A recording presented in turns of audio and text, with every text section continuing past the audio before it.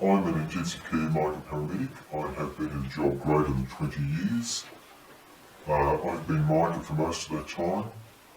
Why am I speaking? I'm speaking up to tell people how so many of my colleagues have been coerced into having a vaccine that they didn't want.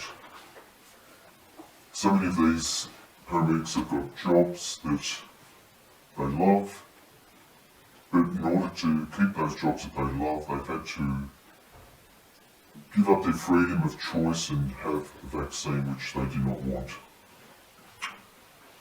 From what I've heard within my peers, there's been about 700 that do not want to have a jab. Eventually they've all succumbed because they have mortgages, children to support. There's probably still around 100 from what I know that haven't had the jab. They may not have it, and they are prepared to leave the job even after decades of being in this wonderful job that we do. I myself have had to have the jab. I've left it as late as I could. I have a mortgage as well. I would never have had it had I had the choice. After having the first jab, I had 10 days of constant headaches and very reluctant to have the second one. But unfortunately, without it, I couldn't keep my job. So it's put me in a position that I never want to be in, and I'm disappointed with our service that they haven't given us a choice. We've been good enough to work for the last 18 months with full COVID gear, PPE equipment, working extra shifts to cope with the workload, but now we're not good enough to do it. Very, very few ambos caught COVID with all our PPE equipment and care, hand washing, sanitising, mask wearing. And now that's not good enough. We have to have a jab in order to maintain our jobs. So some of us are prepared to leave the job and do whatever else it takes, but we'll keep our integrity in place. I've had to do it because I have a huge mortgage which I need to keep paying and a family to support. I've got to say I'm also disappointed in our ambulance union because initially they said they're not mandatory, the service isn't making them mandatory, but now our union is telling us to go and get them, they can't support us, that they are not going to stand up for us. They're just saying, go and get it, you're protecting your patients, you're protecting your colleagues, but we know that's not the case. We know that unvaccinated and the vaccinated carry the same viral load in their noses, and they can give it to other people as easy as unvaccinated, and this according to CDC data, so it's not something that's just come out of the blue. The CDC, the Centre for Communicable Disease in the USA, has said that if you're vaccinated, you can still catch it, still transmit it just as easily as an unvaccinated person. The only benefit you may get from the vaccine is that you may not get as sick, maybe. But we know in countries that have a very high rate of vaccination, like Great Britain, Gibraltar, Iceland, Singapore, they are going through a surge in COVID cases. Israel especially, they're having a huge surge. And we know that in countries like India, in particularly the province of Uttar Pradesh, that has a population of over 240 million people, back in May they were testing only so many people, but they were getting about 35,000 cases a day. But that's only that were being tested. And now today, Uttar Pradesh is considered COVID-free. Now anyone can look this up. They're not my thoughts, my words. So what's changed in Uttar Pradesh? The government has issued pack containing ivermectin, and they virtually have halted completely COVID cases in that province or that state. And the vaccination rate is only 5%, so it's not the vaccines that did it. So, going back to our union, if they were to support us and say, look, we'll stand up for you, and we'll do everything we can, but they haven't done that. So, as a MICA Paramedic, I am disappointed.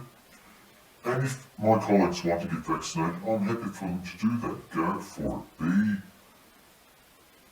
your own person. But if you don't want it, that should be a choice. So I'm not against vaccines. I've had my Hep B vaccines, I've had tetanus vaccines. I am just pro-choice. We can still do the job. We can still go ahead and look after our community. At the moment, we are really so short-staffed because we've been massively overworked, especially in the metropolitan area. And paramedics are getting on their phone messages, text messages, to attend to shifts or to be called back to work.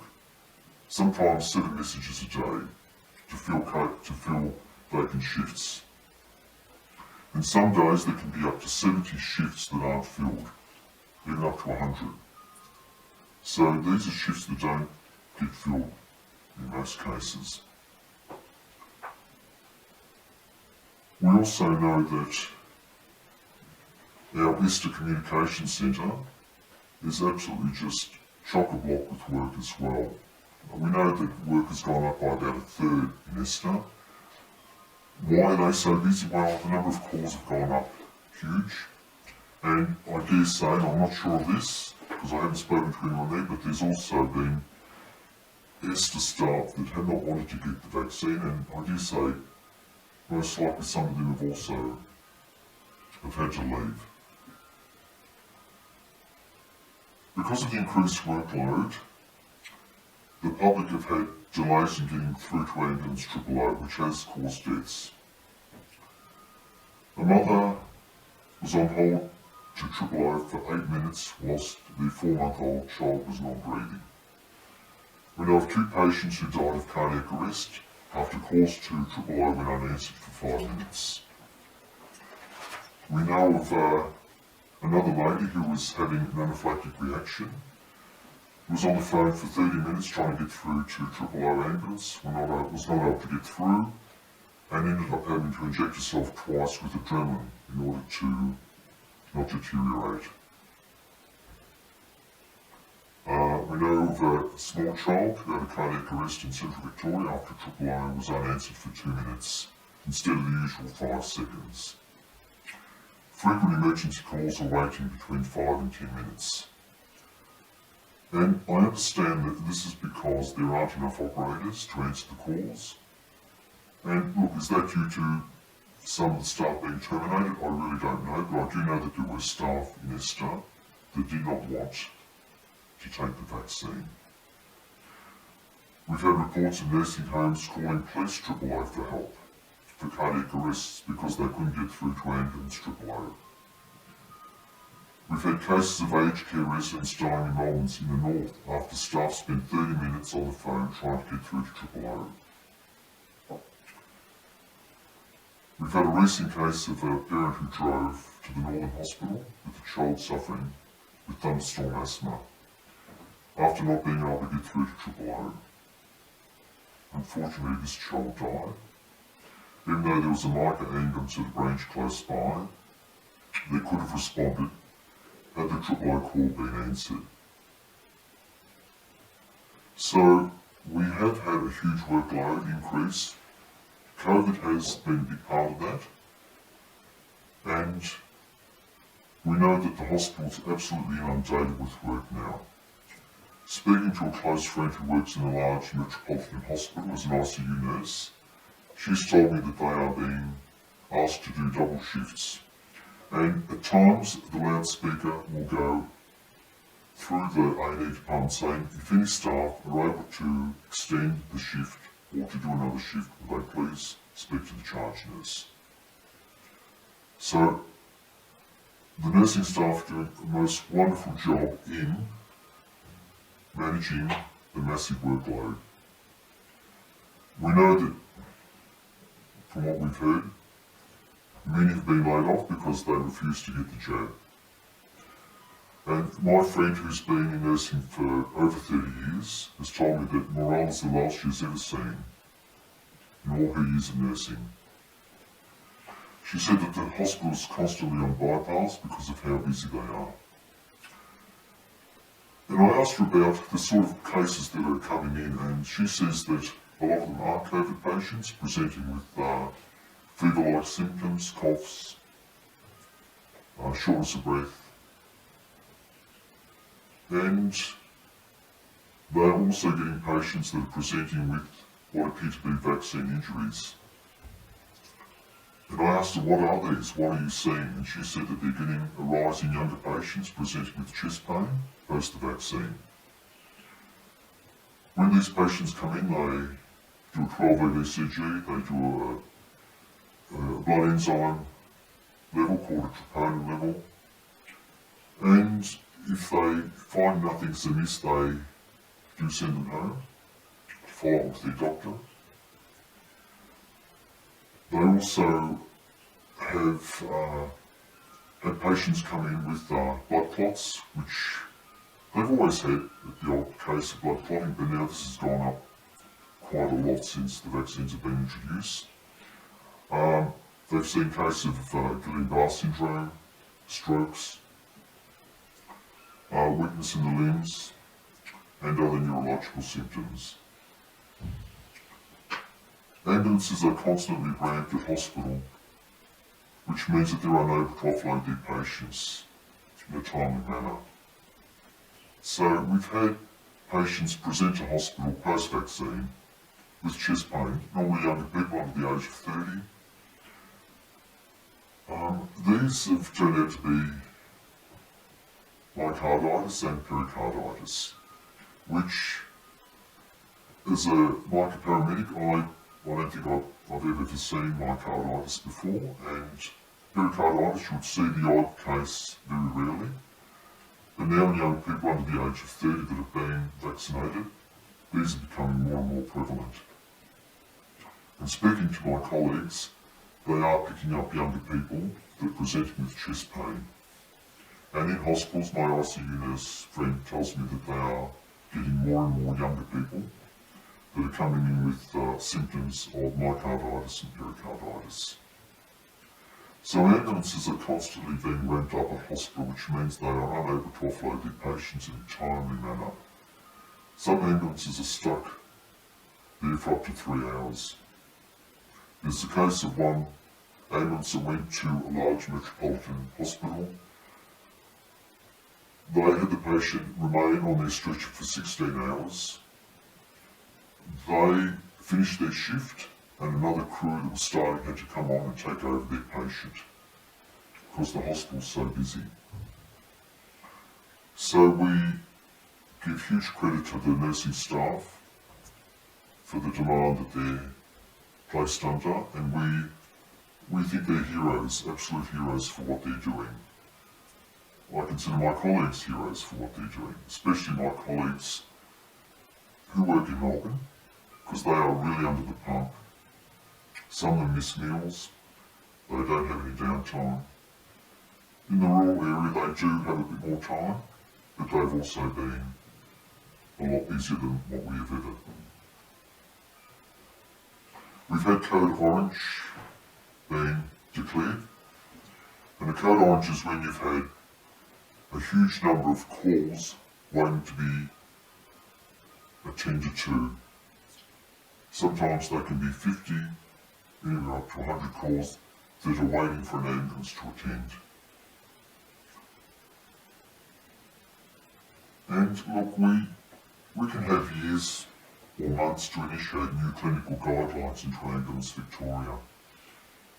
And very suddenly we've had a clinical guideline protocol for paramedics for myocarditis. Now, if it was such a rare condition, we wouldn't have such a protocol initiated, Because in all my years in the job, look, I really don't remember seeing a case of myocarditis. So a new protocol has been brought about as a result of the large number being seen now. And myocarditis is an inflammation of the heart muscle, being the myocardium.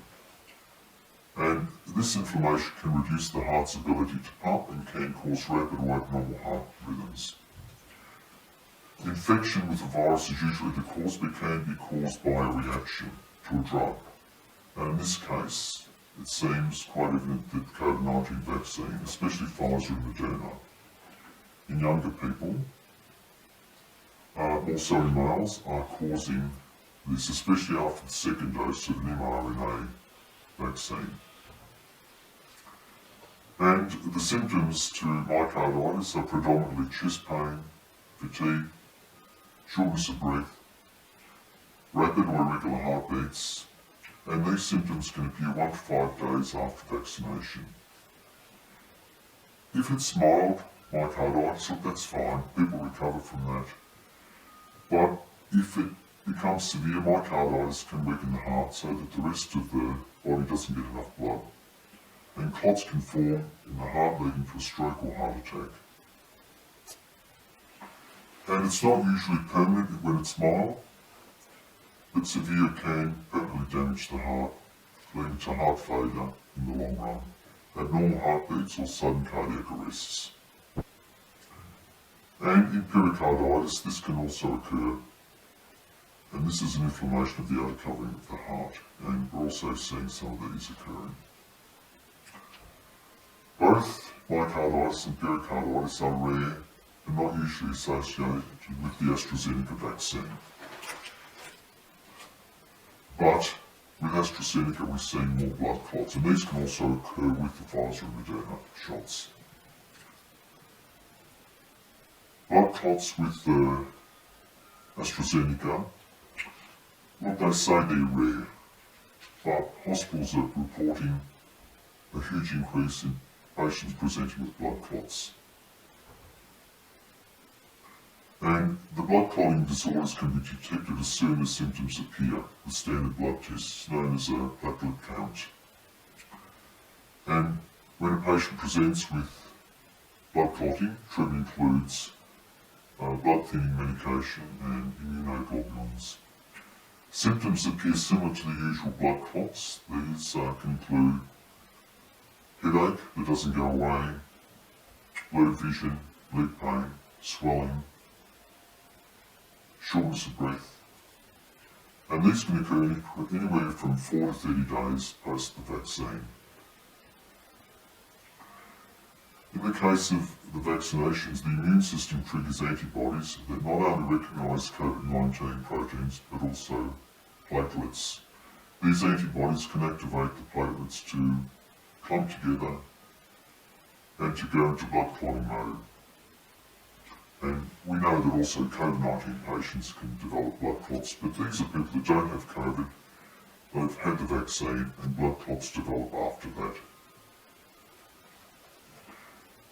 The side effects from these vaccines are quite large and varied, the most common being pain at the injection site around the deltoid and under the armpit, fever, fatigue, headache, which is I had for over 10 days, which was quite severe, muscle pains, chills and diarrhea, tinnitus, anaphylaxis, nausea, vomiting, joint pain, swollen lymph nodes, and the more serious adverse reactions being Guillain-Barré syndrome, myocarditis, heart attack, stroke, and even cardiac arrest. And more than 7% of participants experienced at least one systemic reaction. Now, personally, I know of people that have had issues that have been more severe. I know of one patient who had a fairly severe heart attack after having his second vaccine. This patient had the heart attack within days of his second jab. He is now, from what I've heard, in permanent heart failure, so he goes into full pulmonary edema. He's on medication for that. He's on a huge amount of Lasix every day. And he's now on home oxygen with a portable oxygen machine, which creates oxygen from the air. And he carries that with him everywhere now. And that's post having this fairly major heart attack. I know of another patient who, within days of having her second jab, developed blood clots in her legs, whereas she's never ever had blood clots before. Another patient who, within days of having his second shot, developed a severe form of tinnitus in his ears, and he has now had to get on prescription sleeping medication to be able to sleep at night because he just can't rest with this loud ringing in his ears, and his doctor has admitted to him that it was the vaccine that caused it. So look, are we seeing cases of COVID? We do. We pick up cases of COVID on a regular basis. And these are the cases that people present with fever, chills, shortness of breath, decreased oxygen saturation levels. We are also picking up younger people with chest pain, which we never were picking up in the past, hardly ever. And these present, as we've discussed earlier, with chest pain, shortness of breath, irregular heartbeat, fast heartbeats.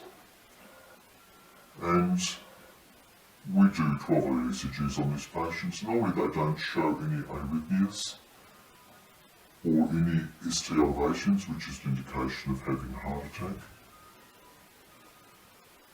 Once they get to hospital, they're kept in for some time and then released once they do ECGs and blood enzyme levels and referred to their GPs. If we go to a home and a younger person presents with chest pain and we find that nothing shows up on the ECG and their symptoms aren't that high, well, we refer them to see their own doctor. The other thing that we're seeing a lot of is mental health due to lockdowns.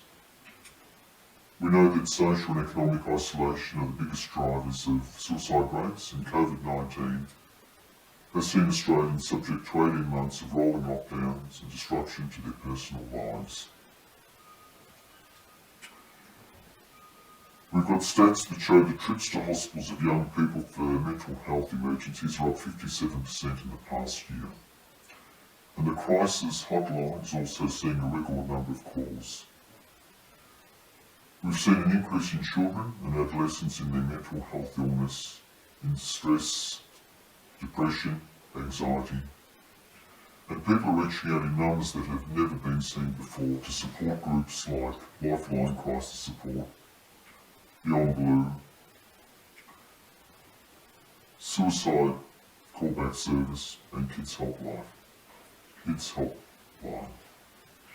All have seen a significant rise in the demand for help during COVID. The Australian Institute of Health states that there's been a significant peak in mental health services, especially in Victoria during the extended lockdown, seeing that Victoria's had the longest lockdown of any other state. And it's not being matched by any other region. And the Victorian government is not transparent in releasing such data, according to The Guardian Australia. And according to Kids Helpline, attempted suicide rates among Victorian teenagers has soared by 184% since the lockdowns. And this has been only in the last 6 months. And the age group that were most at risk were 13 to 8-year-olds.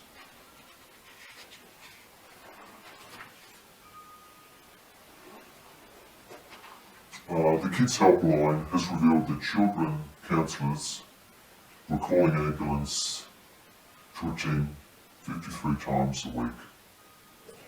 More than 13,000 calls were made to children ringing in with suicidal tendencies, including 1,150 with immediate intention to commit suicide. So, the lockdowns have played a big part in mental health. People not wanting to get vaccinated, people losing their jobs because they don't want to get the jab, has put a huge strain on parents, a huge strain on the children that are seeing the parents becoming overwhelmed, not knowing how they're going to make ends meet. Unfortunately, a lot of these people have had to leave their work. Some may even lose their homes. Many have just been coerced, and I know the Premier said, oh, how wonderful it is that we now have such a high rate of vaccination. But I'd like to say to the Premier, the last million people who were vaccinated, I dare say, I would think were coerced.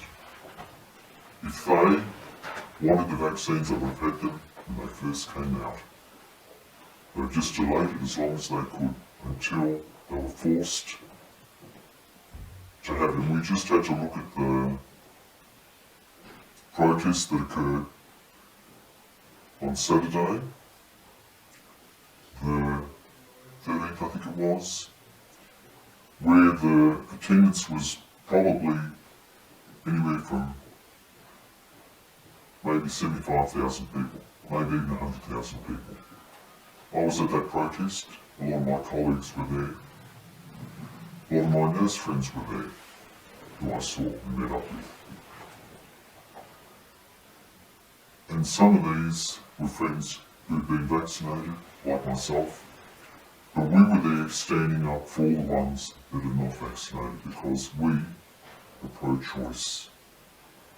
And this was not just about vaccines either, it was also about not wanting this pandemic bill to go through.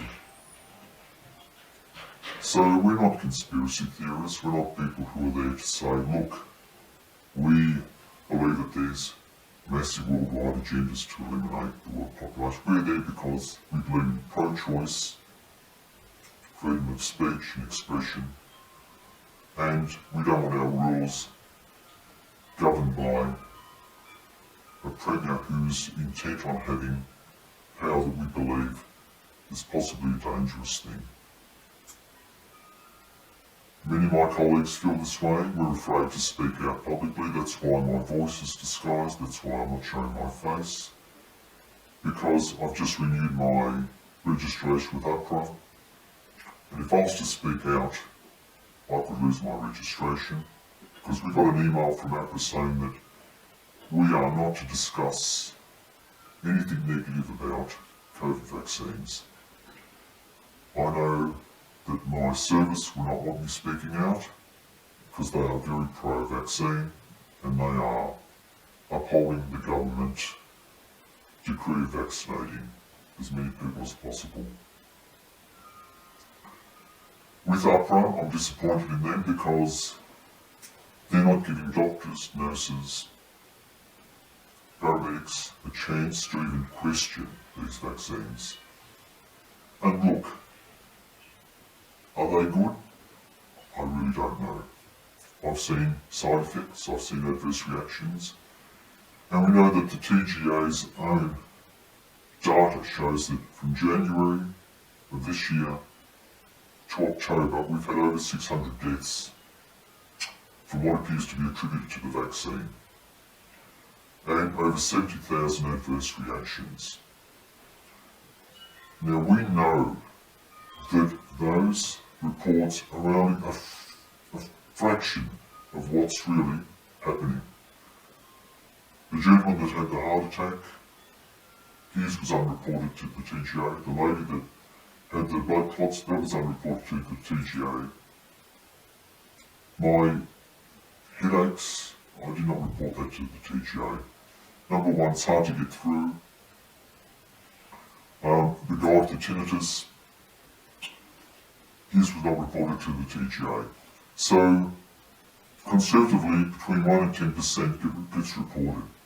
So how many people are there that have actually developed severe adverse reactions that have gone unreported and that have probably died from this vaccine? APRA is quick to say, don't speak negatively about these vaccines. Otherwise, you will be investigated, possibly, and perhaps even lose your registration. Yet, when Four Corners did an expose on cosmetic surgeons who are not plastic surgeons, who are in fact not really qualified and can do cosmetic surgery and cause massive damage to patients with their inept skills in surgery, when Four Corners questioned APRA, why aren't you calling these cowboys in line? APRA said, oh, there's nothing we can do about it. Hey, listen to yourselves, APRA. You won't call in cosmetic surgeons who are not really qualified to do the job, yet we can't talk about and question vaccines. All we want is pro-choice.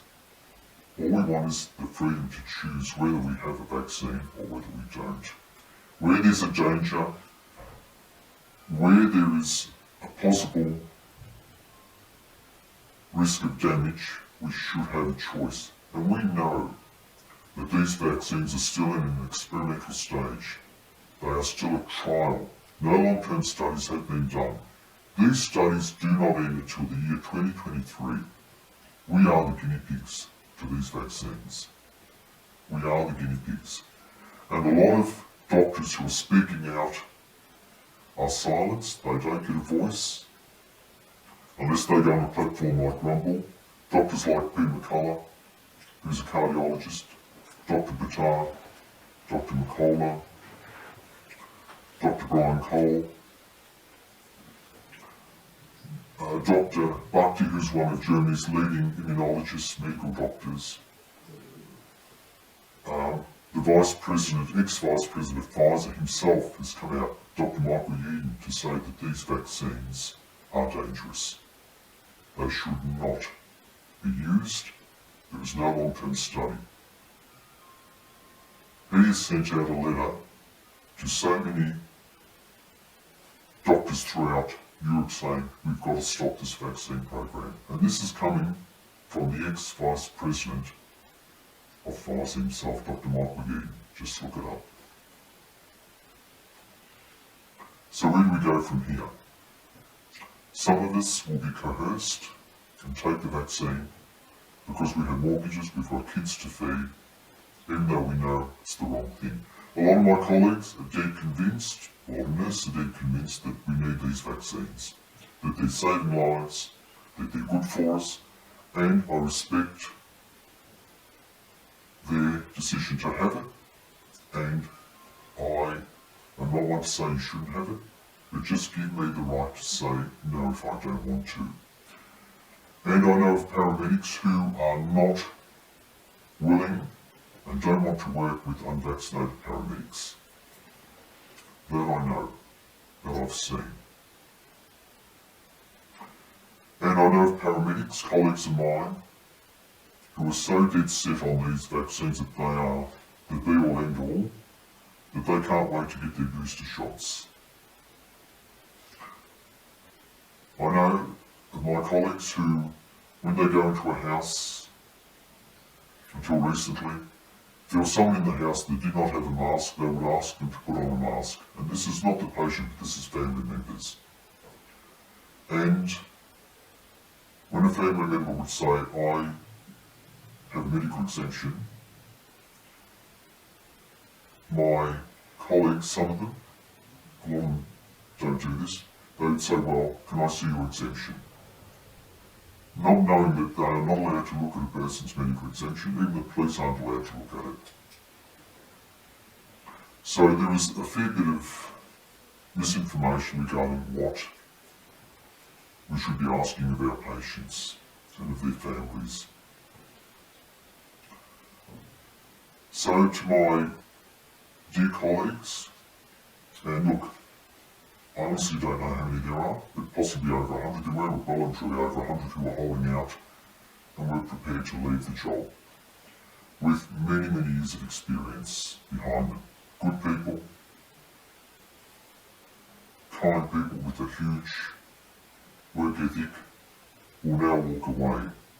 Hundreds of nurses are walking away from the job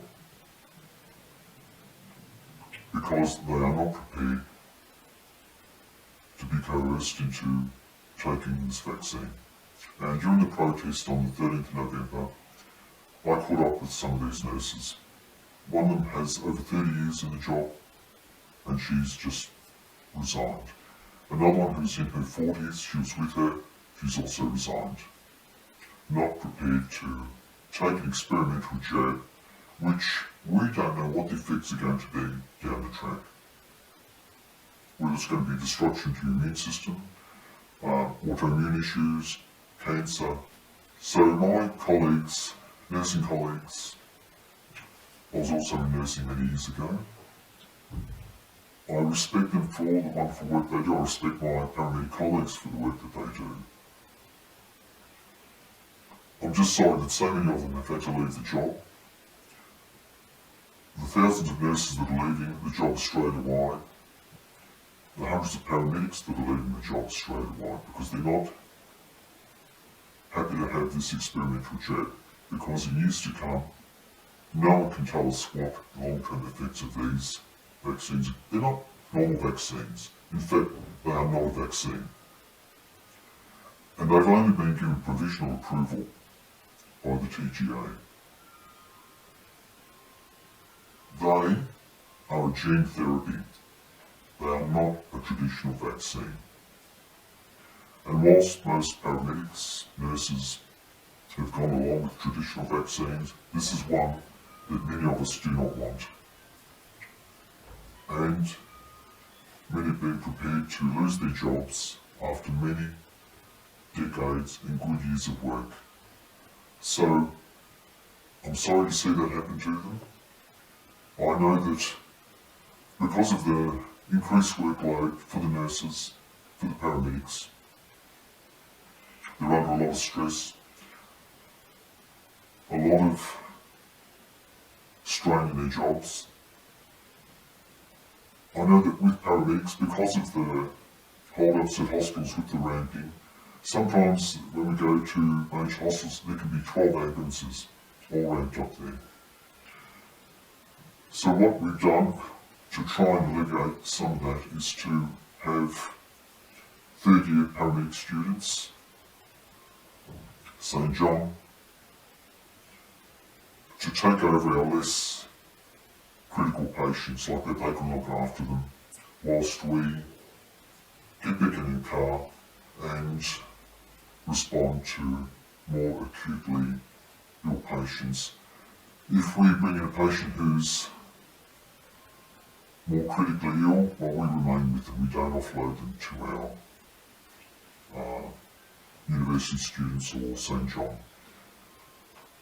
In order to have more cars on the road, we've even had ADF,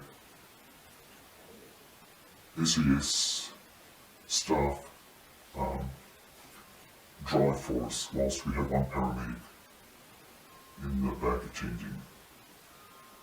It's not ideal, but it's one way of being able to free up an ambulance. So my final words are,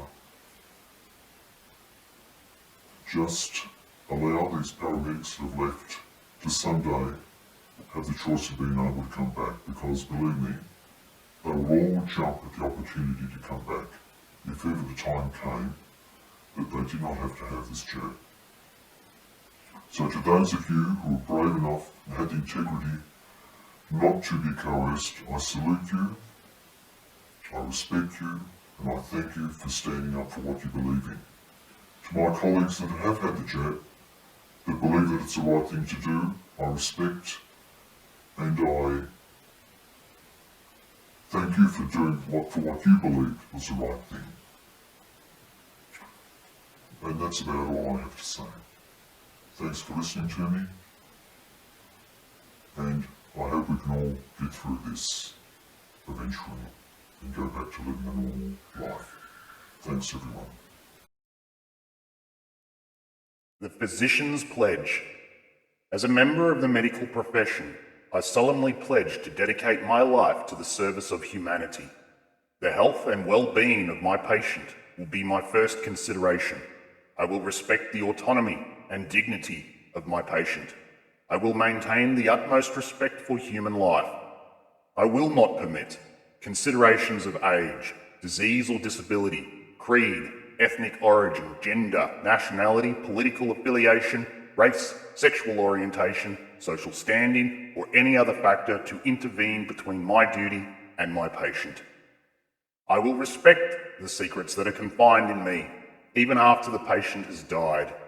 I will practice my profession with consciousness and dignity and in accordance with good medical practice. I will foster the honour and noble traditions of the medical profession. I will give to my teachers, colleagues, and students the respect and gratitude that is their due. I will share my medical knowledge for the benefit of the patient and the advancement of healthcare. I will attend to my own health, well-being, and abilities in order to provide care of the highest standard. I will not use my medical knowledge to violate human rights and civil liberties, even under threat. I make these promises solemnly, freely, and upon my honour.